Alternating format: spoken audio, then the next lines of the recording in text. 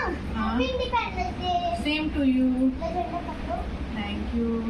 आज वो हम लोग सूजी का केक बना दो। सूजी का केक ठीक क्या है। इंडिपेंडेंस डे है, चाचा का बर्थडे भी है। अच्छा हाँ तिरंगा चाचा का वाले का केक ना बनाना, तिरंगा का केक नहीं बनाएंगे। क्यों?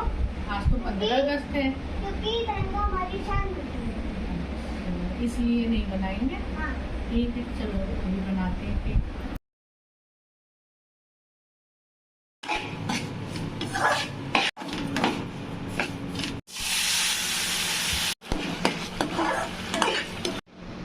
देखो बन गया, ये देखो अच्छा बना है ना।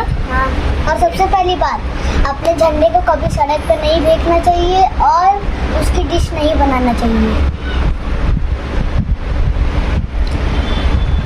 अच्छा है। अच्छा। जय भारत।